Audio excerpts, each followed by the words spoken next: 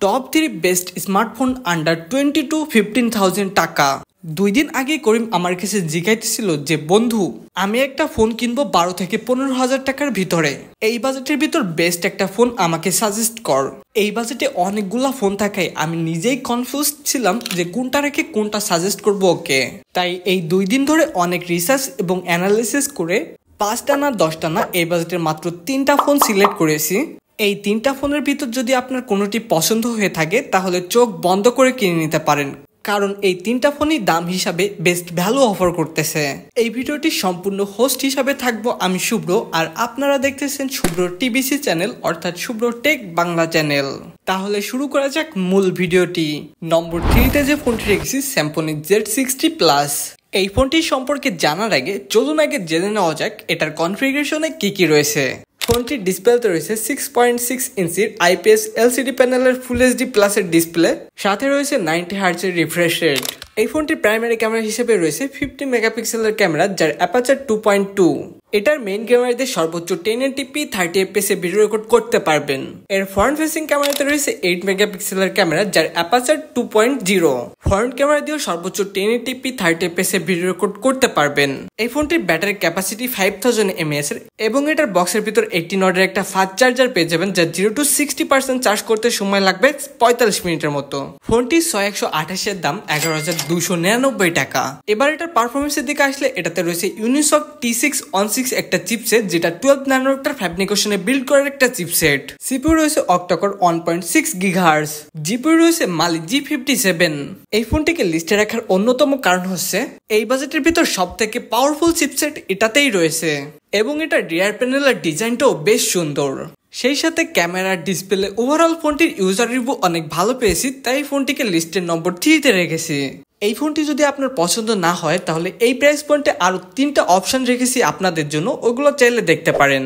Realme Note 50, Itel S23 এবং Infinix Hot 40i। এরপর লিস্টের নম্বর 2তে যে ফোনটি রেখেছি Realme 10। তো বরাবরের মতো এই ফোনটি সম্পর্কে জানার আগে চলুন আগে জেনে নেওয়া যাক এটার কনফিগারেশনে কি রয়েছে। এটার ডিসপ্লেতে রয়েছে 6.4 ইঞ্চির AMOLED ফুল HD প্লাসের ডিসপ্লে এবং ডিসপ্লেটির সাথে রয়েছে 90 হার্টজের রিফ্রেশ রেট। আর এই ডিসপ্লেটাকে প্রোটেকশন করার জন্য থাকবে Corning Gorilla Glass 5 এর প্রোটেকশন। এই ফোনটির মেইন ক্যামেরা হিসাবে থাকবে 50 মেগাপিক্সেলের ক্যামেরা যার অ্যাপারচার 1.8। এটার মেইন ক্যামেরা দিয়ে সর্বোচ্চ ভিডিও রেকর্ড করা যাবে 2K 30fps এ। এটার মেইন ক্যামেরার সাথে আরেকটি সহকারী লেন্স রয়েছে 2 মেগাপিক্সেলের যার অ্যাপারচার 2.4। এটার ফ্রন্ট ফেসিং ক্যামেরাতেও রয়েছে 16 মেগাপিক্সেলের ক্যামেরা যার অ্যাপারচার 2.45। এই সেলফি ক্যামেরা দিয়েও সর্বোচ্চ 2K 30fps এ ভিডিও রেকর্ড করা যাবে। ফোনটির পারফরমেন্সের কথা বললে এর চিপসেট হিসেবে রয়েছে MediaTek Helio G99, যা 6 ন্যানোমিটার ফ্যাব্রিকেশনে বিল্ড করা একটা চিপ। CPU octa core 2.2 GHz, GPU Mali G57। ফোনটি আনঅফিসিয়ালি 2টি ভেরিয়েন্টে পাওয়া যাবে, 464 এবং 8128। এই ফোনটির 464 ভেরিয়েন্টের দাম রাখা হয়েছে 15,500 টাকা এবং 8128 এর দাম রাখা হয়েছে 20,500 টাকা। এই ফোনটির সবকিছু পাওয়ার আপ করার জন্য রয়েছে 5000 mAh এর ব্যাটারি এবং 33 ওয়াটের একটা ফাস্ট চার্জারও রয়েছে। এই ফোনটিকে লিস্টে রাখার অন্যতম কারণ হচ্ছে ফোনটিতে AMOLED ডিসপ্লে রয়েছে, ক্যামেরাটাও জোস লেভেলের ক্যামেরা, ডিজাইনটাও মোটামুটি ভালো এবং এই ফোনটির ইউজার রিভিউ অনেক ভালো। আপনি যদি ওভারঅল সব দিক থেকে ভালো হতে হবে এমন কোনো ফোন খুঁজে থাকেন এই বাজেটের ভিতর, তাহলে one of the best phone হতে পারে এই ফোনটি আপনার জন্য। এরপর লিস্টের নম্বর 1 যে ফোন রেখেছি Redmi Note 12 4G। এর আগে সবগুলোর মতো এটার সম্পর্কে জানার আগে এটার কনফিগারেশনে কি রয়েছে তা জানা যাক। এই ফোনটির ডিসপ্লেতে রয়েছে AMOLED ফুল HD প্লাসের ডিসপ্লে 6.67 ইঞ্চির। ডিসপ্লেটি high refresh rate 120 হার্টজের।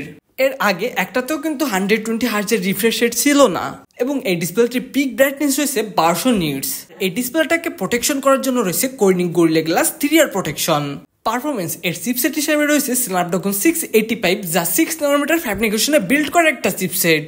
CPU octa-core 4x2.4 GHz, GPU Adreno 610। ফোনটির অফিসিয়াল এবং আনঅফিসিয়ালি অনেকগুলো ভেরিয়েন্ট আছে, যার ভিতর থেকে 6GB এবং 64GB আনঅফিসিয়ালির দাম রাখা হয়েছে 14,500 টাকা। ফোনটির ক্যামেরার কথা বললে এর পিছনে 3টা ক্যামেরা রয়েছে, যার প্রাইমারি ক্যামেরাটি হলো 50 মেগাপিক্সেলের ক্যামেরা এবং 8 মেগাপিক্সেলের আল্ট্রাওয়াইড 2 মেগাপিক্সেলের একটা মাইক্রো সেন্সর রয়েছে। ফোনটির মেইন ক্যামেরাতে সর্বোচ্চ 1080p 30fps এ ভিডিও রেকর্ড করতে পারবেন। এটা সেলফিতে রয়েছে 13 মেগাপিক্সেলের ক্যামেরা, যা দিয়েও আপনি 1080p 30fps এ ভিডিও রেকর্ড করতে পারবেন। ফোনটির ব্যাটারি হিসেবে রয়েছে 5000 mAh এর ব্যাটারি এবং 33 ওয়াটের একটি ফাস্ট চার্জারও রয়েছে। এই ফোনটিকে লিস্টের নম্বর 1 এ রাখার অন্যতম কারণ হচ্ছে এই ফোনটিতে ভালো ডিসপ্লে রয়েছে, ভালো পারফরমেন্স রয়েছে, ভালো ক্যামেরা রয়েছে, ভালো ব্যাটারি ব্যাকআপ রয়েছে এবং ভালো চার্জারও রয়েছে। সব মিলায় অলরাউন্ডার ফোন বলা যায় এটারে। বাট এই ফোনটিতে কিছু প্রবলেম রয়েছে, যেমন কারো কারো ফোন হঠাৎ করে ডেট হয়ে যাইতেছে, আবার কারো কারো ফোনে হার্ডওয়্যারের সমস্যা হচ্ছে। এই প্রবলেমটা যে সবার হচ্ছে এমনটা না, 100%-এর ভিতর 5% মানুষের এই প্রবলেমটা দেখা দিচ্ছে। এখন এই ফোনটি নিতে হলে আপনারা ভেবে চিন্তে নেবেন। আমার যা বলার তা অনেস্টলি বলে দিয়েছি আপনাদের। এই 3টা ফোনের বাইরেও যদি এর থেকে বেটার অপশন থাকে, আপনি যদি জেনে থাকেন তাহলে অবশ্যই কমেন্টে জানাবেন। তো আজকের মতো বিদায়, দেখা হবে নতুন কোনো ভিডিওতে। সে পর্যন্ত সবাই ভালো থাকবেন।